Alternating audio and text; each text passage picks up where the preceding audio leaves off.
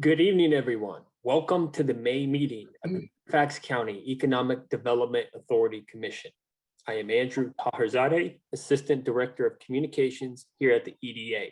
I am your moderator for this meeting, which means I will have control over the audio functions of this Zoom call, and I will control the PowerPoint slides that will be used for the meeting. At this time, I would like to ask all those on this call to please mute their devices.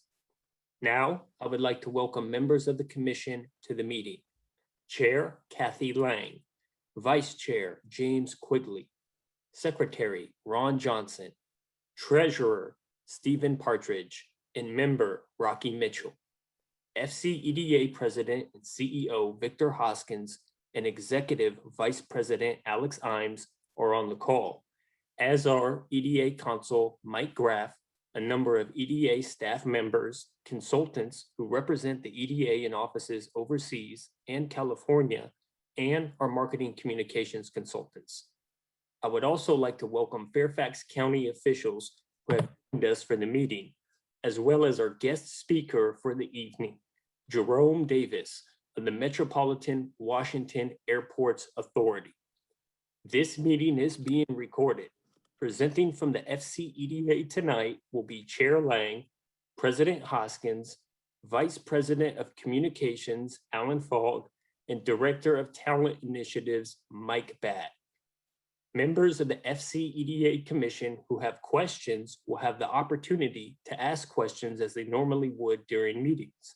If anyone from the public has any questions, please select the chat function at the bottom of the Zoom screen to ask a question, or email Cheryl Martelli of the FCEDA. Cheryl's email address will be posted in the chat box. We will not answer questions from the public during the meeting, but we will respond to all questions in writing afterward. So with that, I will ask Chair Lang to begin the agenda. Chair Lang.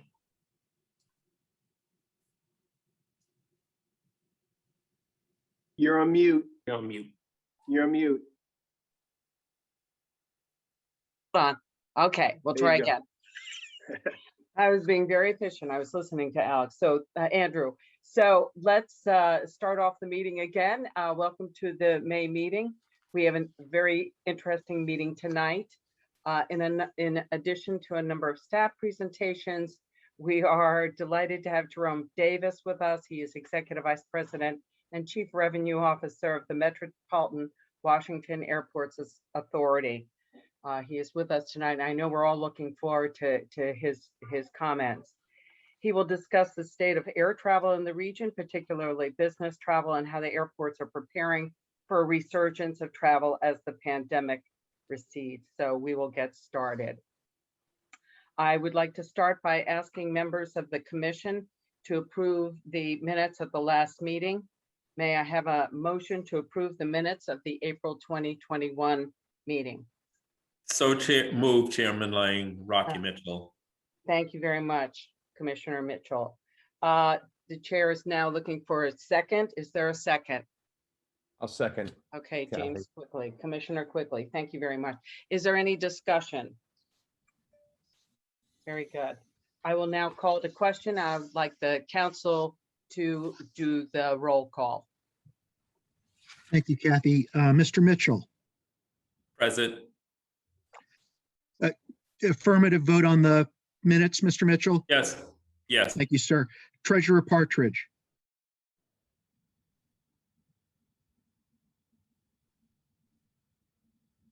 Is Steve on? He will be. He's running late. Okay, great. But he's not right now. Secretary Johnson. Yes. Vice Chair Quigley. Chair Lang. Yes, affirmed. The minutes are approved. Very good. And I don't think that Commissioner Partridge has joined us, so I will give the financial report. And regarding tonight's financial report, we continue to be fully on track to fully expend our budget by the end of the fiscal year. The team has worked very hard to reallocate unused travel and in-person event funds and is leveraging them to digital and virtual marketing projects. The budget line items balances look odd because of this, but we are closely monitoring spending, and we are very confident that all will be covered. So are there any questions at this point regarding the financial report? Great. Thank you. I would now like to ask Vice President Hurwitz to present her report. The county has approved and fully funded 2 compensation items which will be presented by Ms. Hurwitz. A one-time $1,000 bonus for staff who were employed by the EDA as of January 21st, 2021, and are still employed at the time of the bonus, which will be issued on May 21st, and a 1% salary increase that will be effective July 1st. So would you like to talk a little more about that, Vice President Hurwitz? Great. Thank you, Madam Chair. Thank you, Commissioners, for giving me an opportunity to bring a couple of items to you this evening.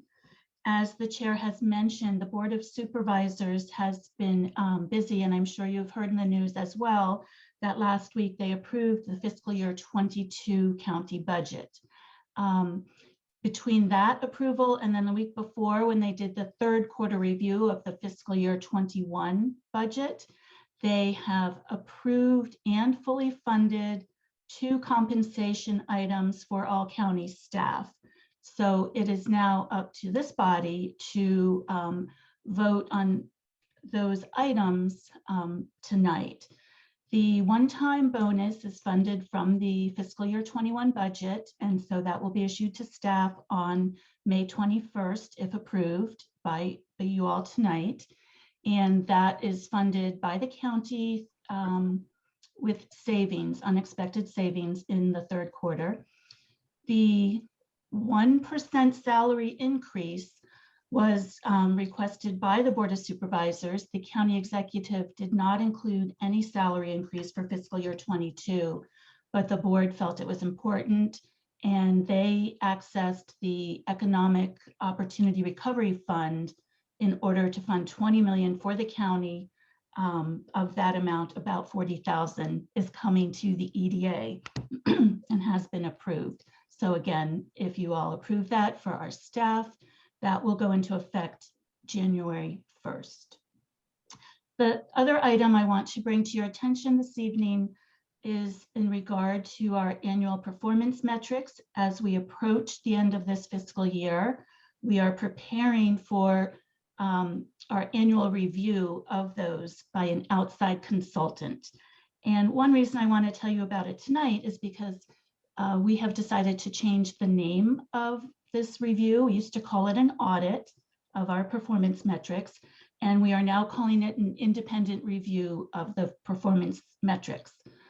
The EDA has been conducting this review for at least 15 years, and Burton Fuller Management out of Richmond has been doing it for us for that length of time. However, they are retiring. They notified us last year.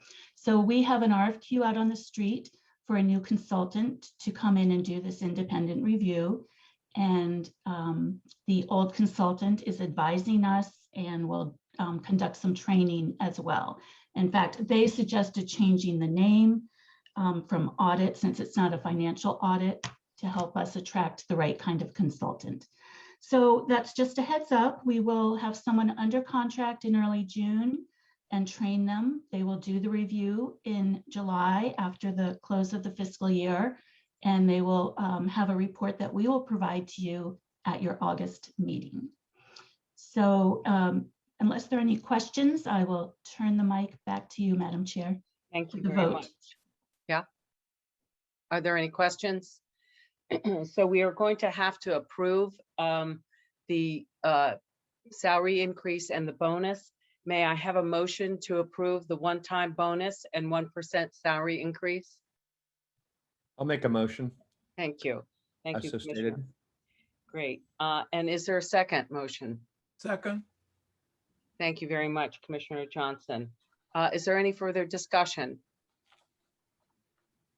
Okay, so I shall call to question. Council, will you do the roll call, please? Certainly. Mr. Mitchell, Yes. Secretary Johnson, Aye. Vice Chair Quigley, Aye. Chair Lang. Aye. The Okay. resolution is adopted. Thank you very much. Well, Thank you. well Well deserved. deserved. Well Well deserved. deserved. So we're pleased that that the Board of Supervisors was able to do that, and we're certainly very happy to be a part of supporting the bonus and the salary increase. So now I want to remind everybody that in the fall, we started to do a series of guest speakers that came before the commission with various perspectives on about a post-COVID economic recovery. And actually during it, we were talking about what was going on during the COVID crisis. These thought leaders have really helped us in many ways. And if you remember, we heard from County Executive Brian Hill. We've heard from Dr. Gregory Washington, the new president of George Mason University, and he discussed the vision for the university and the goals for talent development. We heard from Bryant Kenner and a number of other executives from Amazon who updated us on the development of the HQ2 and the company's overall presence in Fairfax County and other parts of Nova. And last month, we hosted J.B. Holston, president of the Greater Washington Partnership, who discussed regional collaboration efforts that his organization is spearheading. So tonight, I've asked Secretary Johnson to please introduce our guest speaker.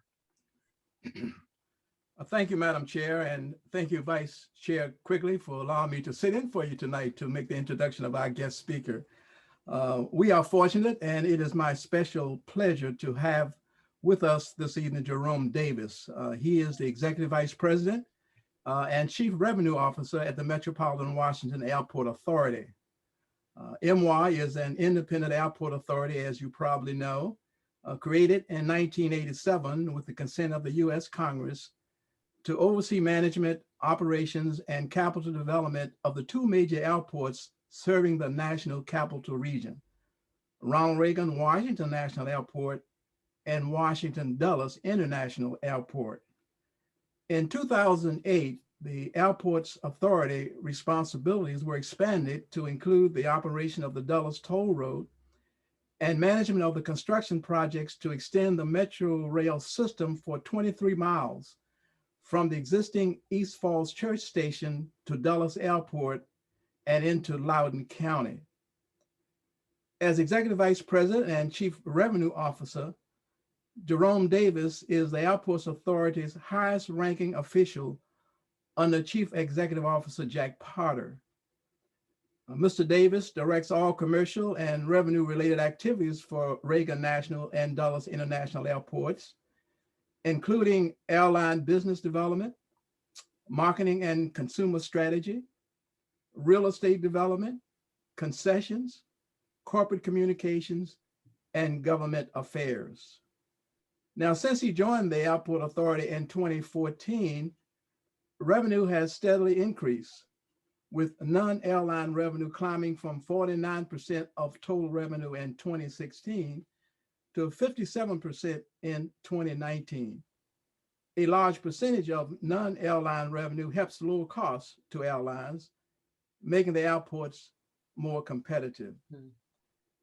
Key growth areas under Mr. Davis' leadership include airport concessions, which have been expanded and upgraded to include more global retail and restaurant brands, as well as local favorites, to give the airports a more pronounced look and feel of the National Capital Region. He also has led efforts to expand marketing and social media efforts and to enhance communications with airport customers, as well as government leaders and the news media. He also serves on the board of directors of Destination DC. Mr. Davis has extensive executive leadership and marketing experience in leading large, complex, growth-oriented global organizations with revenues exceeding $3.5 billion and more than 23,000 employees. Additionally, he has been involved in major transformations through senior leadership positions at some of America's top corporations, including Waste Management, Electronics Data Systems, Maytag, Frito-Lay, and Procter & Gamble.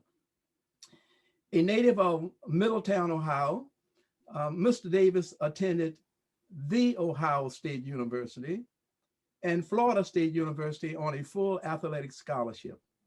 He holds a bachelor's degree in mass communications from Florida State. After an outstanding high school career as athlete and student, he played for the legendary football coaches Woody Hayes at Ohio State and Bobby Bowden at Florida State.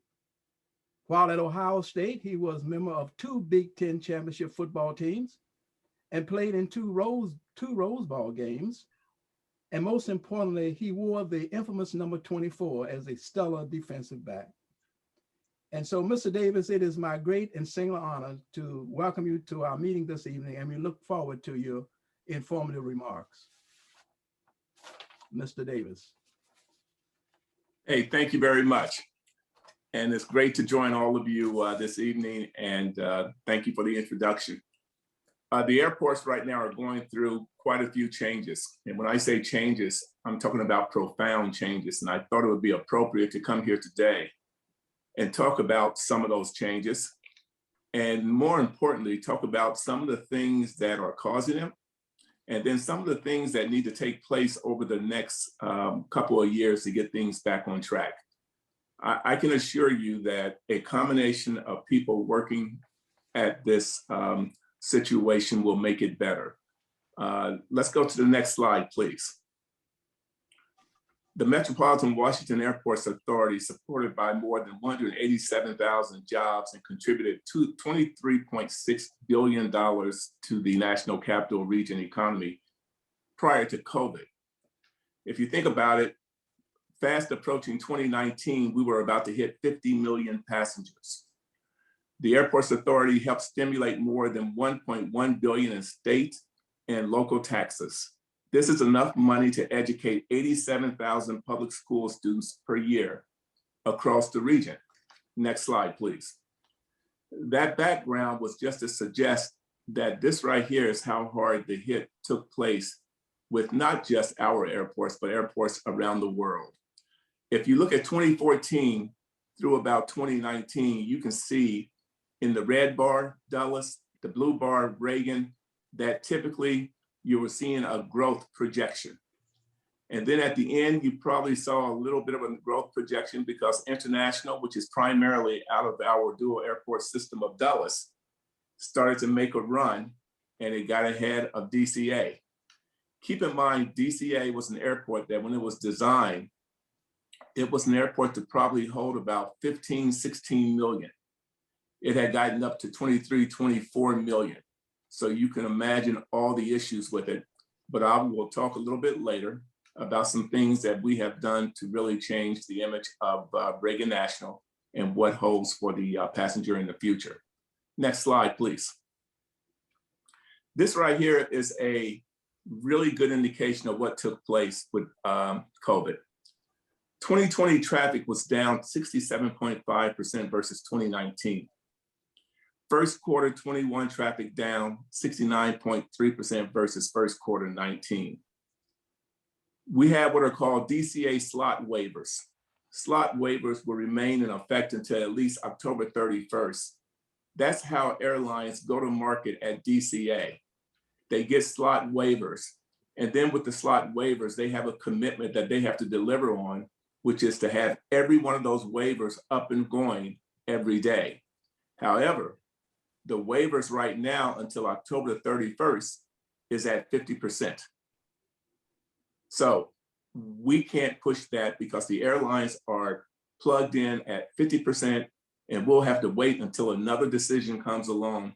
And then hopefully it'll be one saying that we'll open it back up again, and that'll give us a chance to really be able to get back to that 100% productivity level when it comes to flights at DCA. The one thing that we're seeing is domestic leisure demand began to recover in March of 2021. And when I say domestic leisure, just think of friends, family, leisure. Business demand is expected to start recovering in September. If you take a look at this first half of the year, and you'll see by the green bar, we got a little bit of a bump Can we sustain that? Probably not. However, in the second half of the year, we anticipate seeing the numbers recover. And then that will hopefully put us on a pretty good plateau to make something happen in the coming months. But once again, the headline here is that for the second half of the year, we will have a very productive year compared to the first half. Next slide, please. Current status of international air travel. I know that all of you, particularly in Fairfax County, who are linked with businesses, you're dying to get back on the road. And the one thing that I'll caution you is that as we work with the airlines, things change sometimes almost daily. So what I may talk about here could be a change, but it just gives you a little perspective in terms of what you can anticipate, what you can think about as we're going through these challenges. All of you know that in most cases, international is primarily out of Dulles. The only international that we have going out of our perimeter control airport, which is Reagan, is up to Canada. Everything else is international. Well, if you look back in 2019, we had 55 flights. We're now at 38. I want to walk through a couple of airlines because I know that these are a few airlines that you all have used in the past and would like to try to use in the future, but with it comes some uncertainty. For example, Japan, ANA to Tokyo in service. South Korea, Korean Air to Seoul is in service. Israel, United Airlines expected to restart Tel Aviv service in fall, winter of 2021. United Kingdom, United Airlines and British Airways to London, Heathrow in service. Germany, United Airlines and Lufthansa to Frankfurt and United Airlines to Munich in service. But the headline here is travel restrictions vary widely across countries and are evolving. So just as Mr. Quigley is in Australia and he's dealing with a series of restrictions, those restrictions are in place in about 110 countries around the world. So when you think about that, that means that so many different things come into play when it comes to, do you really want to travel? And when I say that, it's because you have to think about whether or not there will be too many restrictions, not just for you to get there, but for you to return. Then you got to worry about visas. Then you got to worry about quarantines. Yes, you're going to probably pay some money over and above what you would ordinarily pay. You have to make a call as to when is the right time for you to do that based on what you're hearing from the airlines, the FAA, and other organizations. But I just wanted to share this with you because while flights are returning, international passenger traffic is expected to be down 75% in May of 2021 compared to May of 2019. So it gives you some perspective just to say, I know you're really getting that itch, but be smart about how you think about that travel going forward. Next slide, please. Improving the forecast. When you start to look at some of the indicators here, I just wanted to read off a few things that we see that are happening that's kind of making things look a little different than norm. Strong spring, summer leisure demand is driving optimism about airlines. The domestic leisure traffic is expected to be the fastest to recover. Airlines have added flights to Florida beaches and national parks. If you look at what's going on with most of the friends and family flights, they're going to beaches. They're crisscrossing Florida. They're crisscrossing California. They're going to national park areas. The international leisure, which a lot of people would love to engage in, that traffic is not as aggressive. And the reason for that, once again, is that the restrictions are keeping things back for now. Business traffic is expected to return starting in the fall. We can see that coming, but once again, with all the different developments taking place, we have to continue to see that play out. But I think most of you saw today a very big announcement that came from Mayor Bowser that by May 21, she's going to remove capacity restrictions around some of the businesses there in the city. And then also by June 11th, concerts and sports venues will be able to operate at full capacity. That's significant because that means that gives the city an opportunity to open up. And then when people think about flying, they think about coming to the city because the Smithsonian's will be open, all other businesses will be open. It will be a place in which they can now plan as a destination for visiting. And that's very important. And we're looking forward to all the developments over the next several weeks to get in position to make a big difference with what's going on. But that domestic business traveling will hopefully take off. And earlier you heard me say, we're feeling pretty good about the September or so timeframe. Hopefully we can get it a little bit earlier. But boy, we're really excited about that piece of our business from a passenger standpoint being open. Next slide, please. The one thing that we have to keep in mind in the airline business, and it's easy to get off track on this one, is when it comes to cost per enplanement. Cost per enplanement is nothing but a function of two metrics: cost and passengers. And the one thing that is extremely important in the airline business, in the airport business in general, is the fact that we are a business model that is made up of passengers. You can celebrate a lot of things. You can think what you do and what you think is so influential. But if you can't get passengers, your business model cannot work. And the reason I say that is because the passengers that we were bringing down at about 50 million, that gave us the opportunity to drive an incredible amount of non-airline revenue. That 57% that was discussed in the opening, that's an incredible number because that means all the upside relative to half, so 50%, can be plowed back into the cost per enplanement. And the cost per enplanement is what keeps us competitive when it comes to the airlines making a decision on what airport they want to do business with. If your costs are high, you will not be able to draw great airlines. You will not be able to get great destinations. If you go back to 2014, our cost per enplanement, if you look at it, was $26.55, and that was on IAD. So at Dulles, we were at $26.55. And the reason we have been able to get a lot of flights here is because that number has continued to go down, and it's gotten down to as low as $18.63. And the reason that it's jumped to $18.63 and the number has jumped on Reagan at $19.98 is because of COVID. And we have had to, just like everyone else, make dramatic changes to our operating expenses. We've had about an overall 12% reduction in spending. We've been able to take advantage of the many different financial grants that have come our way.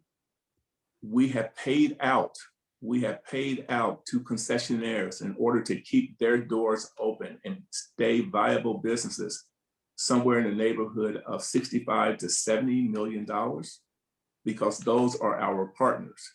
And when we open the airports back up, we want them to be in a position where we can take advantage of the business going forward. So when you hear us talk cost per enplanement, keeping that number low is critical. Next slide. This right here is probably the biggest reality check for us when it comes to businesses that can be so influential at the airport, but had to take it on the chin for COVID. The concessions partners that we have, and you see the big gap on the page there in terms of the business, the way it was floating along before in 2019, and then look at the way the bottom fell out in 2019. And 85 to 90% of the workers were furloughed. So when you think about that, these are trained professionals to work in retail. They are badged employees, which means they go through a rigorous process to get badging. and then all of a sudden they're gone. Well, if they come back, we want to try to move with speed, but it just depends on how many of them come back at one time, because you want to try to get your stores staffed as soon as possible. The shortfall here with the business gave us an opportunity to really rethink our plans with how we work as a total team within the framework of the company. When a store opens up, and we have about 180 at DCA and IAD, those 180 stores, when they open, we got to ensure that they're successful. We have to make sure that they are clearly making a profit and they are in business to stay. And we've been able to do that by thinking through and anticipating where the flights will come and what terminal. And then we combine that with what concessions need to open at what time. And by doing that strategically, you put yourself in a much better position to be able to take advantage of opening the right stores at the right time. Another good thing that's also taking place right now is that, and this is going to help the concessions out at Dulles tremendously, and that is we have what are called banks of business. Banks of business is when you get the largest amount of passengers at one time throughout the day coming into the airport to do business and travel through it, either as connecting passengers or as origination and destination passengers. We already had 2 banks with United Airlines, and United Airlines is our largest serving airline out at Dulles. We had a 10:30 bank a.m., we had a 5:30 p.m. bank, and now we're going to add a 3rd bank, and that 3rd bank will be at 10 o'clock p.m. That will start to give us more variety on flights going to various destinations. So that is something that we all have to look forward to, that once again will make a difference for passengers going forward. We're moving in the right direction, and expectations are to be 100% open in 2021. We think that we can get the majority of our stores open if we can just get a line of sight that gives us visibility to a couple of months where we know we can get things lined up really well. And if so, we're convinced we can turn that thing around and get all the stores operating. Next slide, please. I just wanted to reinforce to you that I don't care where you go at the airport, we have done everything to make the airport safe. So as you travel DCA or IAD, I want you to have that feeling of knowing that, you know, the social distance will be there. You will see just an incredible amount of plexiglass. You will see all kind of sanitizing, hand washing devices. When you're on escalators, you will see people cleaning escalators constantly, whether you put your hands on the rail or not, they are cleaning them. And the point here is that whether it's any part of our business, next slide, please. It could be, you know, bar seating, all the things that has to happen, social distance within the bars, the way the capacity has been reduced and you can only come back to a certain level. The bottom line though, is we're gonna have everything in place so that you can feel safe. And the one thing that you can bank on is that we will have masks. The mask will have to be on at the airport. And we'll continue to do everything in our power to make it as safe as possible. Early on, our marching orders for digital, social media, marketing was all driven around safety. Now we're taking that jump of how do we connect with the emotions of flyers now.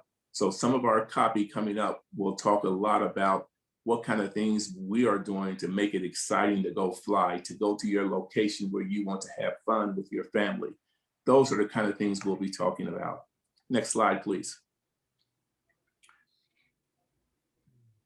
Next slide. Okay. One thing I did want to mention to this group, because I know you fly a lot. Back in March of 2021, we did an arrangement with ExpressCheck where we have testing locations at both of our airports. And we got the 2 tests, the PCR COVID test priced at about $175 and the rapid molecular COVID test priced at about $200. That gives passengers an opportunity to get tested if they're going somewhere where they didn't realize they perhaps needed it. And so we will continue to have this up and about, and it will accommodate passengers for certain things that they'll have to do. But more importantly, it's another service that we thought we would bring to the airport to be able to accommodate our passengers going forward. Next slide. Reagan National, you hear a lot about this, this theme called Project Journey. We're putting about $1 billion of capital into the improvement of Reagan National. This means that we're going to add about 14 gates. The 14 gates will also have 2 new security checkpoint areas. And then what's important is that when passengers get in the airport, unlike in the past, when you were in National Hall, you were still pre-security. Now you're post-security when you go in. We did a soft opening of the terminal on April 20th. And when you go there, you'll find that you will be able to dwell time much longer, take your time, have a more comprehensive meal. You'll be able to shop. The views in the new terminal are incredible. And you'll be able to come in and spend more time with us and spend money, because you will find that the accommodations are great and it's been designed that way. But I think you will really be impressed with what we have to offer. But those gates are open now, and so far have been getting very good reviews. Next slide, please. Some of you have had to use 35X in the past, and I know you're going to miss it, and you may even have a tear in your eye right now. I'm not sure, but boy, that was heavy lifting. When you're upstairs sitting down and they call your number, you come downstairs, you stand, you wait, then you board a bus, and it's inclining outside. You have to get on the bus, then you have to get on the plane. That's tough. Those days are gone. So 35X is out of here. Next slide, please. One of the things that we're doing in the new concourse is we're laying it out with all the right types of restaurants. These are just some temporary units that are in place as a result of our soft opening about a week ago. Next slide, please. This right here is going to be hopefully in the middle July timeframe. We're going to open up 5 restaurants, or I should say 5 concessions. And as you can see there, Wolfgang Puck, Mezza, Pete's Coffee, In Motion, Capital File. All of those businesses will open up. And then obviously when we get the security checkpoints, we'll be adding also W.H. Smith, all right? And then next slide. We're gonna add some additional businesses to this as well. So next slide, please. This is what we're gonna be looking at overall in the new concourse. And once again, you have to see it. It's just a spectacular place that's been designed similarly to the other portion of the airport, but the sight lines, the glass, the views, everything is just incredible.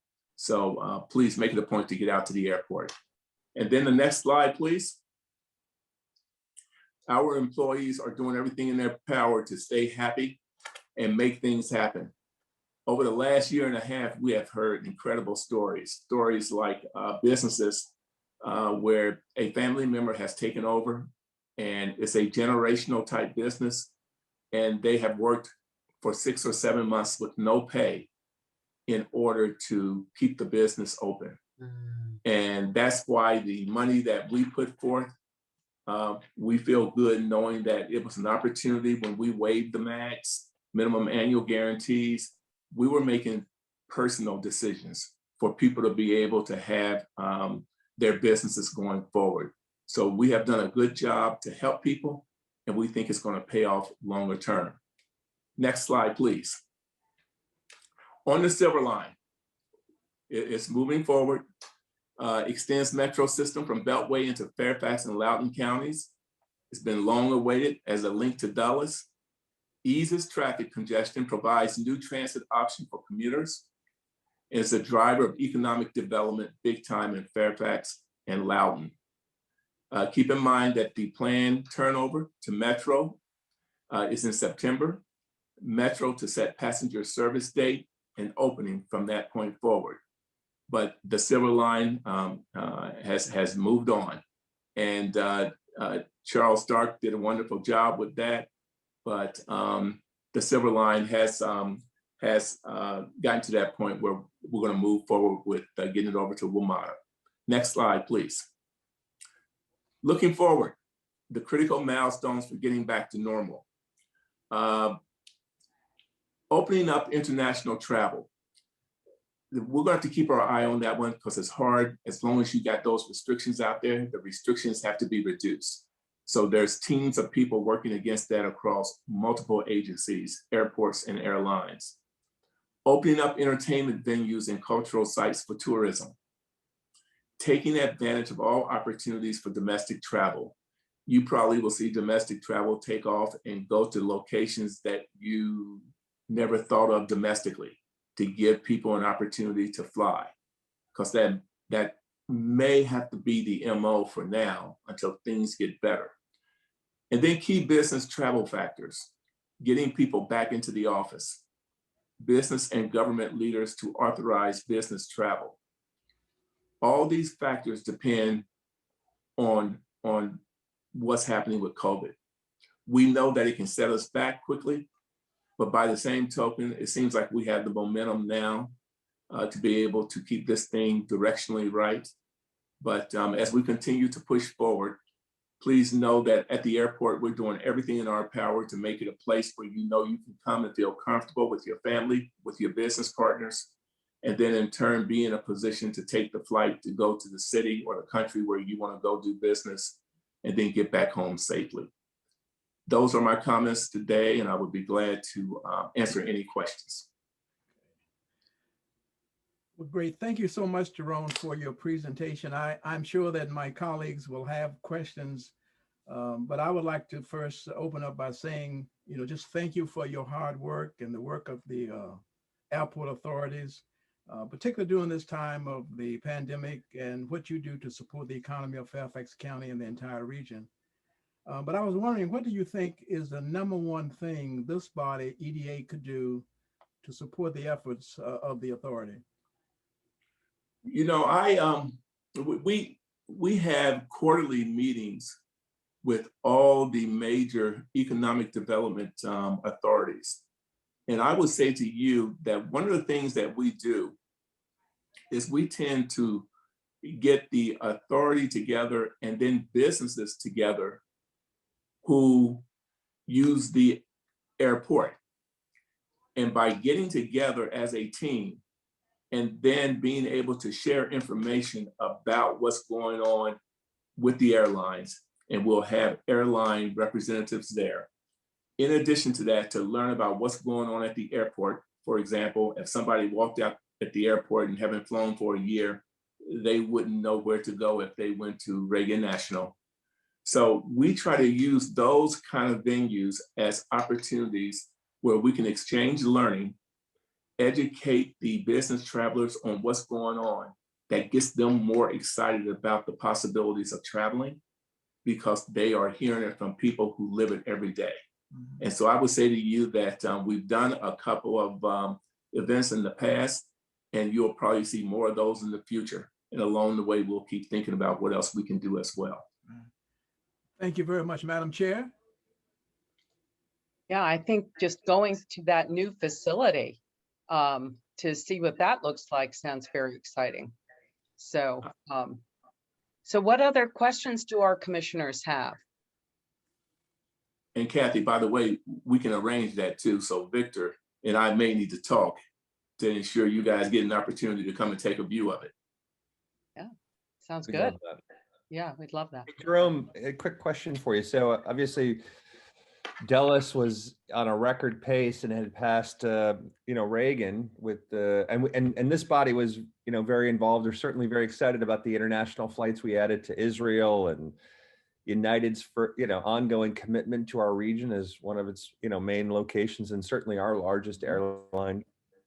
How many years, as you sort of project forward, obviously this has made a C-level change to your organization and travel as a whole. Do you see it taking a a decade to come back to where it was before, and not just for our region, for the world. How long do you see it taking to get back to the historic levels we were back at in 2019?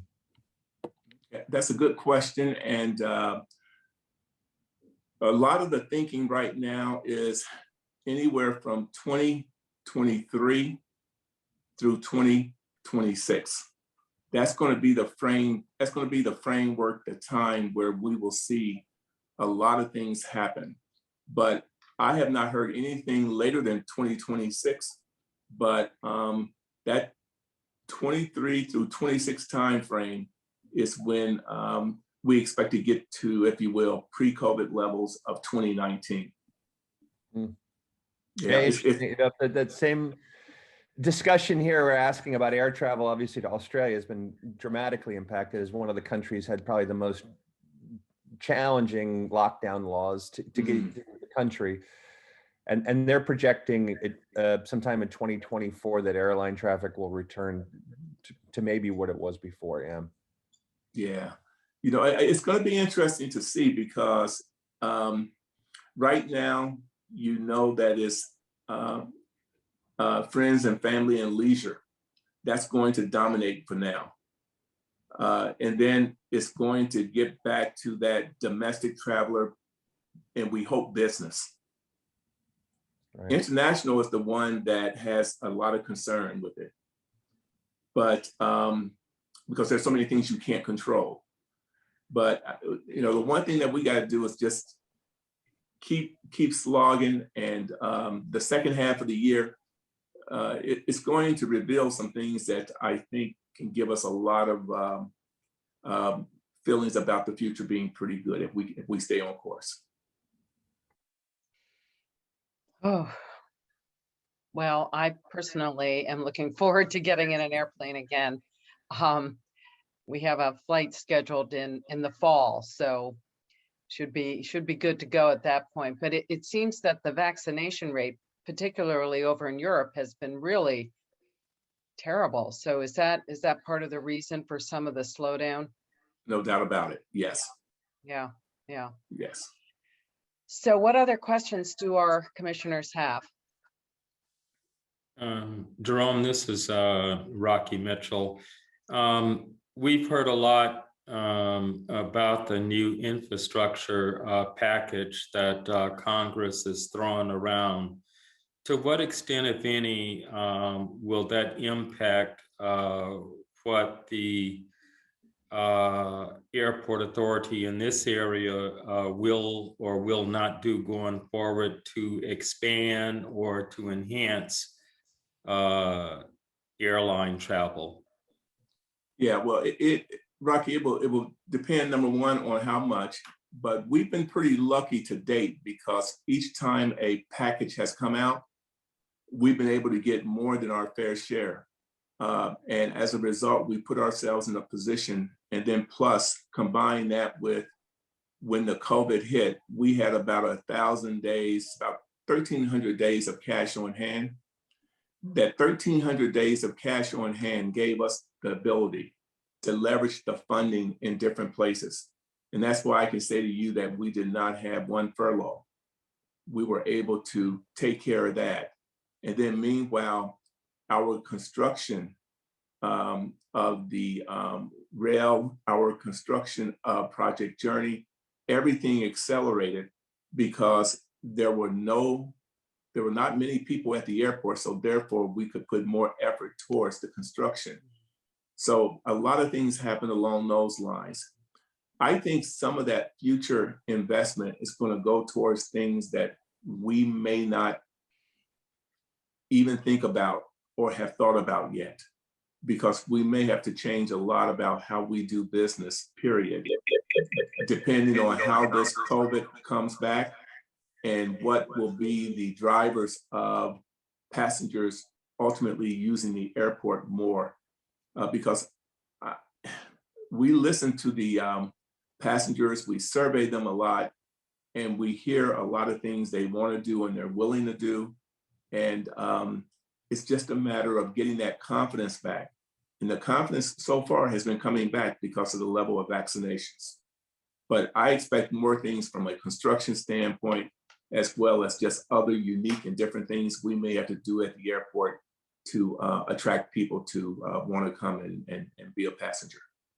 By the way, I was a frequent user of 35X, unfortunately, and that really broke my heart to learn that it's gone. What kind of expansions are you looking at it? And you said that there might be some investment in things that to encourage travelers to come back. I'm assuming you're speaking more business travels. What are some of the things you guys are thinking about? Yeah, you know, we're working closely with our airline partners, and there are, you know, it's never just a battle of destination. It's about what's going to make that event better in terms of that flight. I'm not in a position to say right now what it will be, but we're just giving thoughts around how do you appeal to every segment. I don't care if it's friends and family, I don't care if it's business, I don't care if it's international. How do you put yourself in a position where, because of what perhaps the airline can do combined with the airport to make the experience better coming to the airport initially, and then ultimately when you set on the plane, then for you to go to your destination, what things did you potentially get that was pretty unique and different that made your experience a lot better? Made it where when you get home, it will be a talked about. And if we can do things with the airline that can make that a very satisfying experience for passengers, we think that starts to get after that emotion I talked about earlier, where it's no longer about safety. It's about the excitement of flying. It's about getting people really excited about what they do and how they want to do it when they get back internationally to go on road trips. Okay, so we're looking at a lot of different things to try to have some fun along the way. But Rocky, you know, the one thing that we got to continue to do right now is get that velocity up.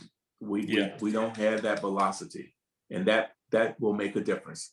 Because believe me, those numbers can recover very quickly in terms of that 57% getting back up where it's supposed to be.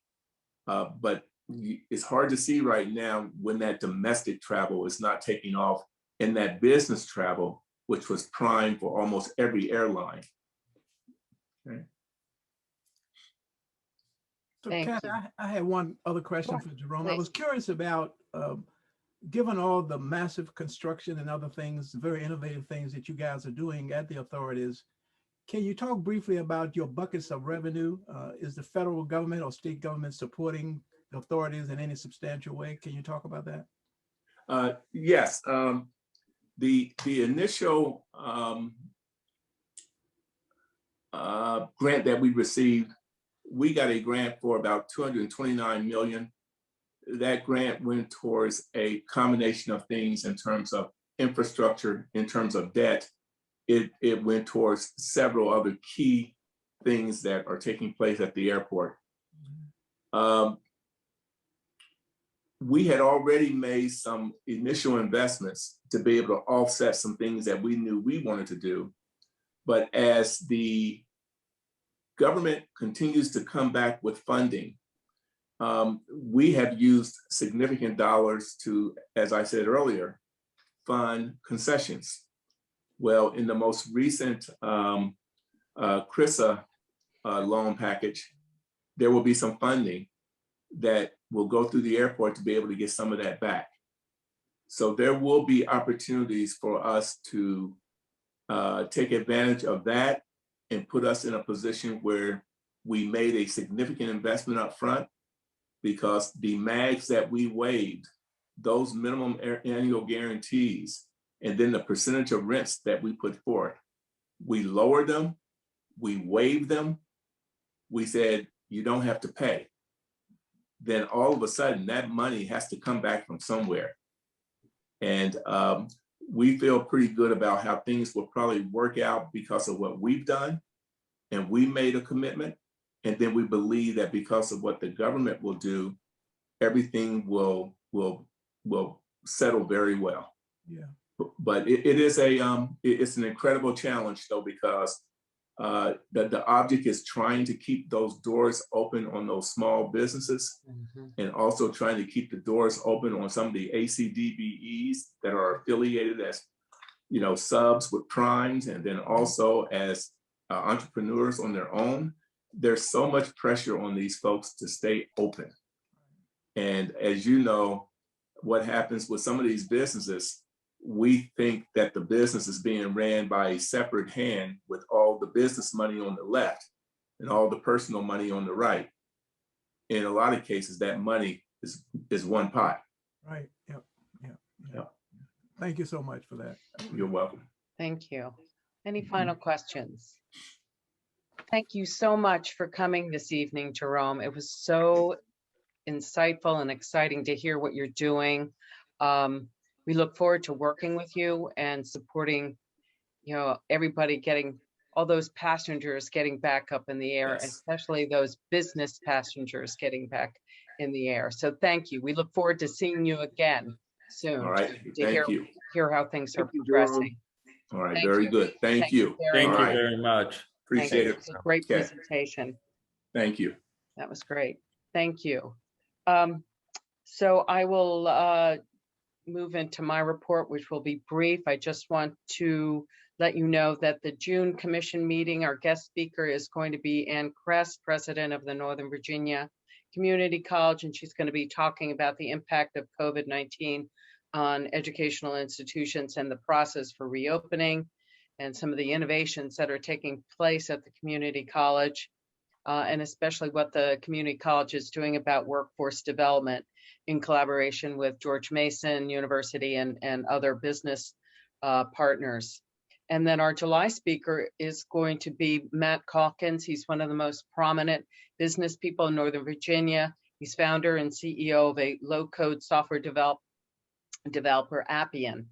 And he's going to be talking about his company's explosive growth since going public a few years ago, and the initiatives his leadership team has taken to attract and retain talent. And of course, they are located in the Tysons area. In August, we'll hear from Eileen Ellsworth, who's president and CEO of the Community Foundation for Northern Virginia, and Elizabeth Hughes, who is the senior director of the foundation's Insight region. It's a center for community research. And Eileen and Elizabeth will talk about the organization's important work to promote economic equity for everyone in the region. So we're looking forward to all of those speakers. Just a couple of other items. As you may know, as you all should know, tomorrow we will be meeting with the Board of Supervisors from 11 to 12:30. This was a request that came last week from Chairman McKay, and he offered to squeeze us in, or we would have to wait till the end of 2021 or to the beginning of 2022. And I felt it was important for us to be able to have a dialogue with him and with the other supervisors. We'll be focused on 4 main areas. We're going to talk about the talent initiative. We're going to be talking about small and diverse business survival, recovery and reopening, and then collaboration and winning, and then hopefully having a good dialogue with the chairman and the other supervisors to understand what their priorities are. I hope you all will look at our annual report. You were sent a link to it. It is on the EDA's website, please. It's a video version of our annual report, so please do go check that out. And lastly, I'd like to congratulate the team for Guidehouse, a consulting firm that will be setting up its global headquarters in Tysons with 900 employees. So I want to congratulate Kathy Riley and the entire team. I know it was probably quite a challenge in these times. It's always a challenge anyway, but especially in these times. So congratulations for bringing Guidehouse to our region. And with that, I will turn it over to our President and CEO, Victor Hoskins. Thank you, Madam Chair. And I'd like to commend Kathy and her team also for their great work. I was telling the team earlier today when we did our general staff meeting that for a minute there, the deal got a little difficult. And, the real test is not whether or not you can do a deal, is this, can you do the difficult one? So I'm very proud of the way that she really rallied the team together to get that done. Next slide, please. So it was as normal, a busy month. I had the opportunity for a second occasion to be part of a radio show at Howard University. This is a syndicated radio show Carl Brown does on small business. And Carl Brown is, I don't know if you guys know him, he's a personality. He's pretty amazing. And what I did in the first interview is really focus on some of the larger ideas in economic development. On this one, I really focused on the tools and the things that are available for minority businesses. And I got to talk about Fairfax County a lot and the fact that we have 40% minority businesses, that we work with thousands of businesses each year, that our services are free. He liked that free, and I hope his constituents do too, and maybe some of them will consider moving to Fairfax County. Next slide. This was a really enjoyable workshop that I was able to do. That was actually a panel. It included the CEO of TEDCO from Maryland and the CEO of CIT here in Virginia. And we talked about the ecosystem for entrepreneurs in the technology field in this region. And it was interesting how we not only talked about how companies can gain and access resources, but actually how our services complement one another and really do not compete with one another, which was really, I think, a revelation to a lot of the audience. Next slide, please. I also had the opportunity for the second year to speak to the George Washington School of Businesses at their consulting summit. And the gentleman that runs this, Dr. Sham, we call him, I've worked with Dr. Sham for the last 5 years on various projects. He provides a group of consultants that are MBA students to actually solve problems for communities. And this year he worked on they focused on a housing issue and really helped out Tom Fleetwood's team at the Housing Authority.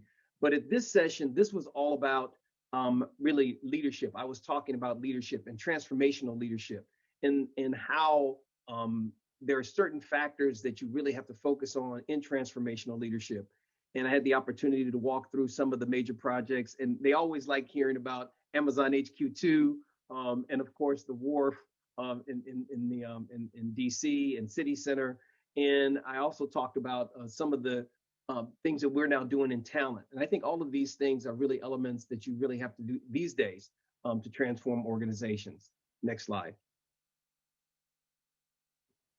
Entrepreneurship 101 is always a pleasure to do. Karen Schmal has done an incredible job of making these more exciting. And Connie has also worked with her on this. And so in every one of these now, we have an entrepreneur. So we talk about the resources, we present the resources, but we have an entrepreneur. We've had the CEO of Go Oats. And this time we had Christina Bueri. I don't know if you know Christina, but she owns the largest woman-owned business in this region in Northern Virginia.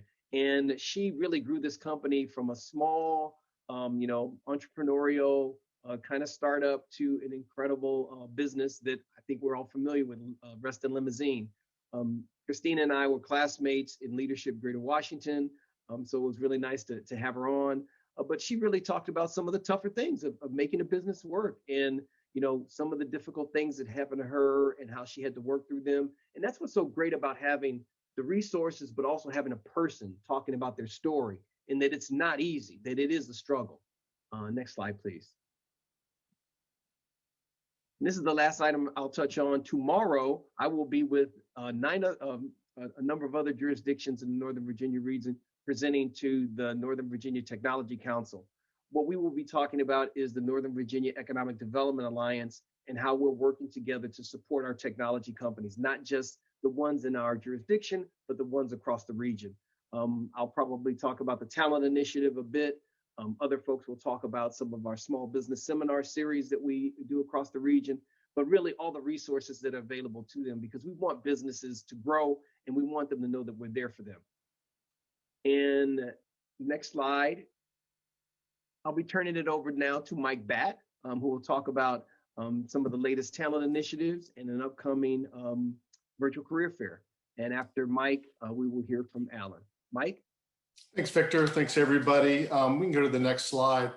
I just have the one slide, and I wanted to give you a visual again and let you know we have our next virtual career fair coming up. I'll say that none of them are routine. Each of them are heavy lifts, but I think they've been very productive. We're approaching, our 5th career fair, probably 5,000 job seekers, 150 companies, almost 10,000 positions open that we've been focused on over these last 5 career fairs. But thought this was a really good visual for you because we yet again have another 25 companies filling up our booths.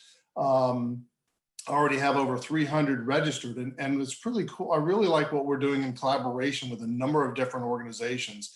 AWS and their education and academy team, those are the ones that provide the curriculum to NOVA and academic institutions all over the world.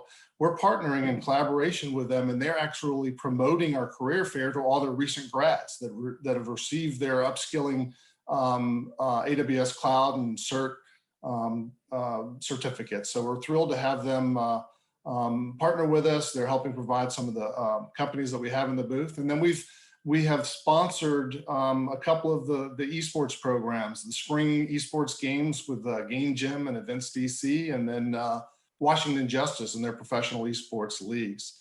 And then finally, Handshake, which is the higher ed application that's used out there. We've actually reached out to over 100 universities to promote the career fair across the country, including 39 HBCUs. Karen's working diligently to help make sure we have about 39 HBCUs engaged. So really, a really great event we have coming up next week.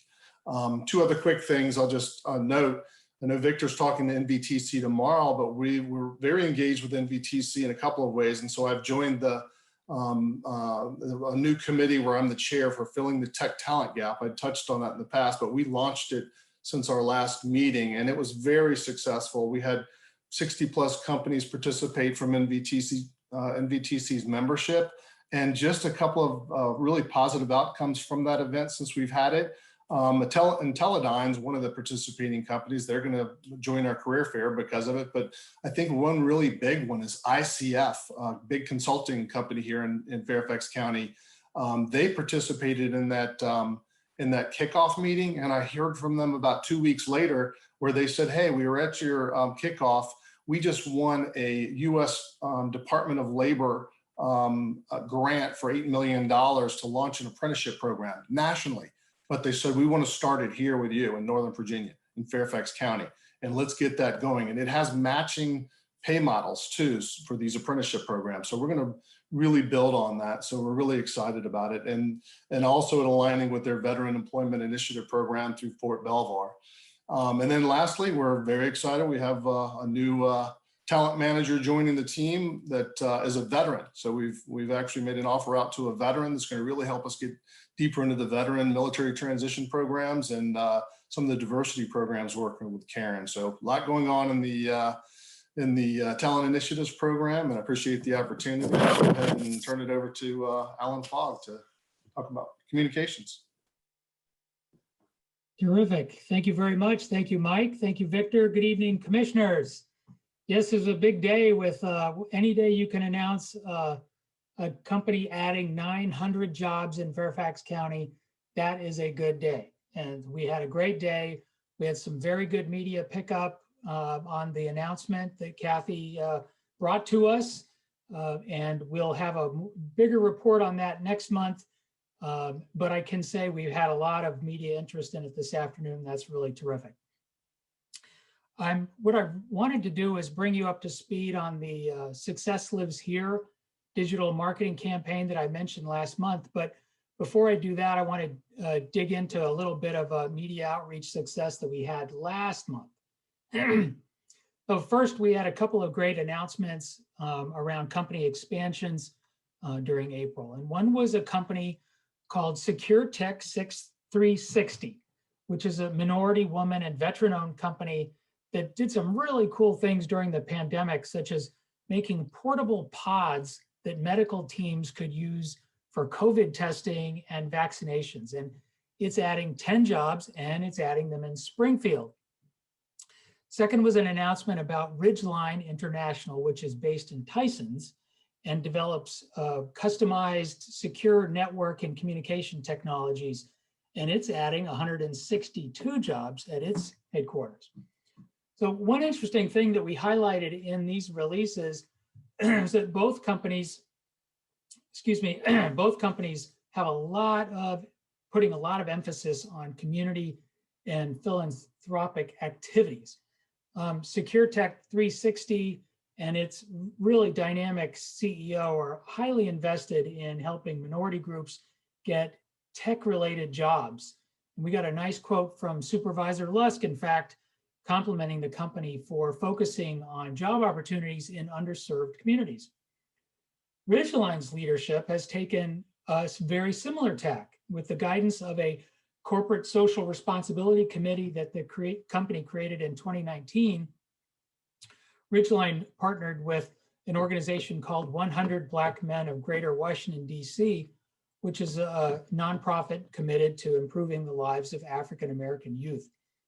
They also established a scholarship fund awarding 3 $5,000 scholarships to STEM students. We got a really nice quote from Supervisor Palchik on that, congratulating the company for its corporate social responsibility.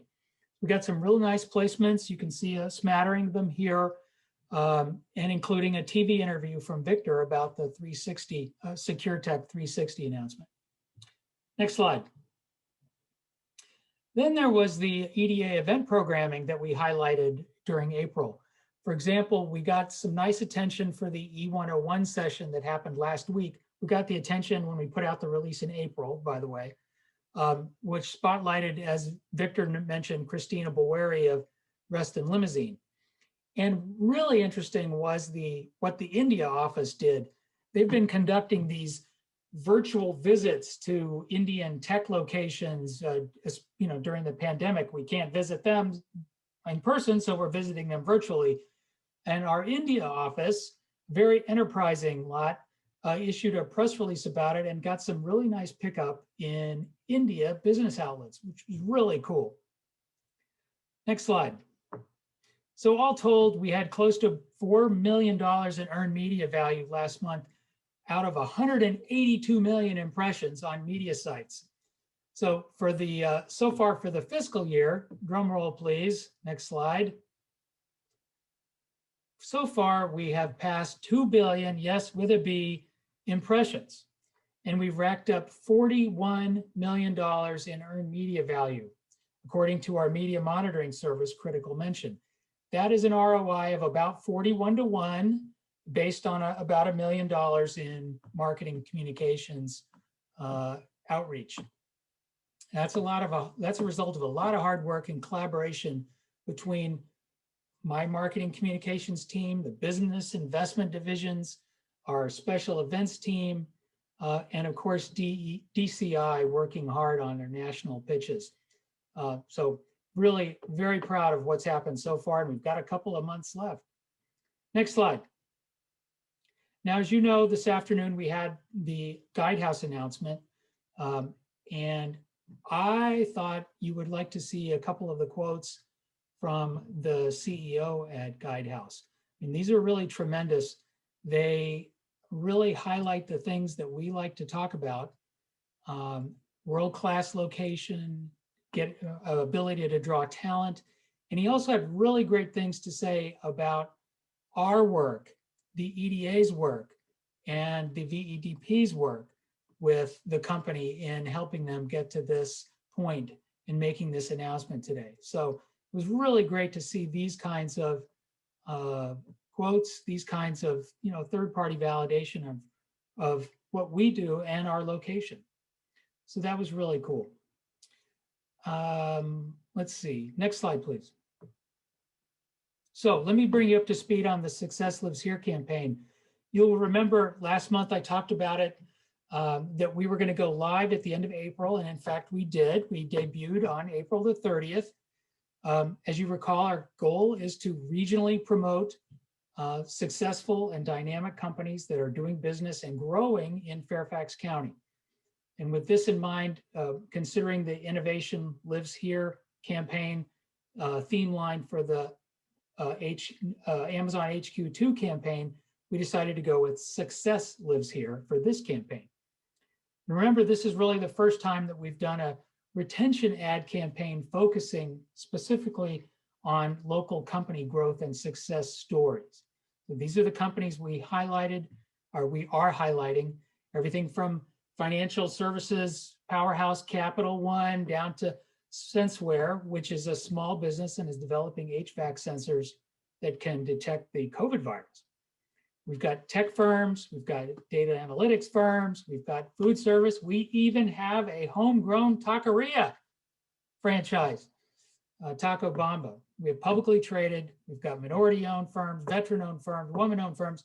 This is really a great testament to the diversity of our business community, right? All packaged up in this campaign. Next slide.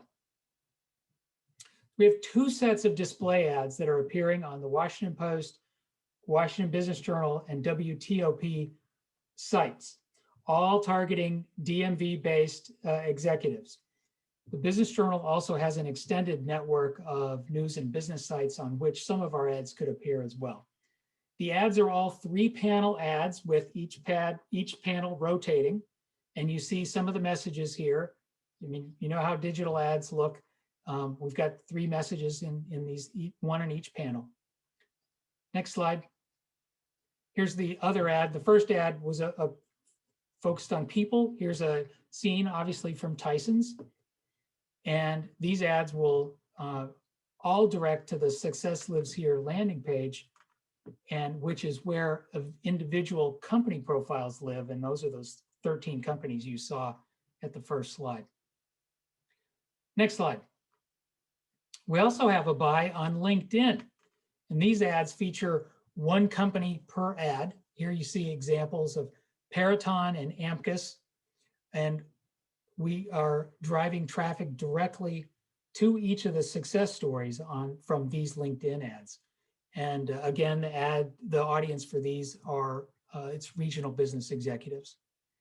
So these channels were selected based on their relevancy and ability to scale the promotion within a pretty short amount of time. As you know, we are really aiming to get this done by the end of the fiscal year. So these ads started on April 30, and they're going to run until June 30th.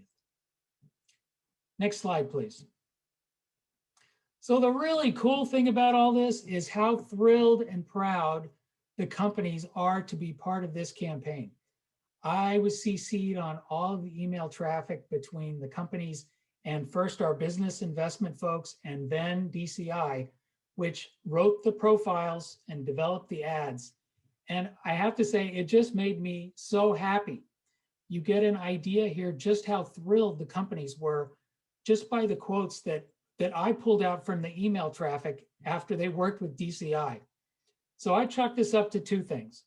One is the quality of the relationship between these companies and my business investment colleagues.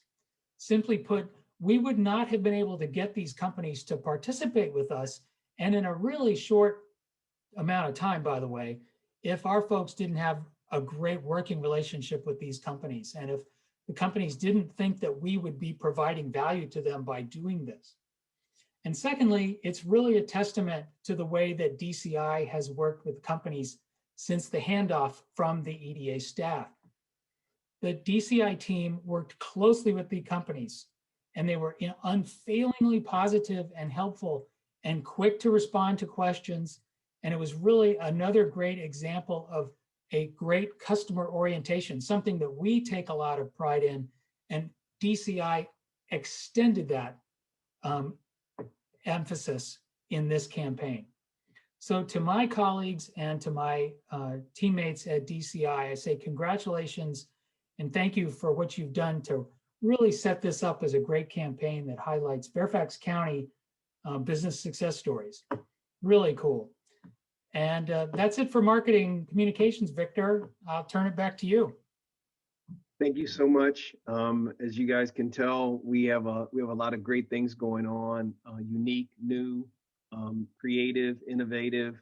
DCI and their team has just been an incredible partner. The business investment team has been working so collaboratively with our talent initiative. The same with the international team. It's really been extraordinarily positive time, even though we're under a lot of stress and strain. Karen Schma just done a brilliant job with the small and diverse business work. And Connie and her team have been doing a great job on the events. I can't say any more. I was glad to see that the Board of Supervisors, step forward and recognize that all of us are under a lot of pressure and it hasn't been easy. And they recognized this and actually came up with a way to recognize staff financially. And I think that's important. And I just am quite delighted that we are going to be recognizing our team later on this month in the latter part of May. And all the commissioners, you'll find out more information about this later. But we have a program that we've already discussed with Kathy and James, and we're really excited about it because it's time we do this. It's time we do something internal. So thank you so much, Madam Chair, and I turn it back to you. Congratulations. What outstanding work. Do any of the commissioners have any final comments or questions for Victor or the team? Okay, great. So we will conclude this evening's meeting, and I would like to have a motion to adjourn. Make a motion to adjourn. Yeah. Steve Partridge, James Quigley. Okay, all in favor? Aye. Chair. Aye. Chair votes aye. Mike, do we need to do a roll call or can we do it by consent? That works. Okay. All right. Thanks a lot. All right, Thank you. everyone.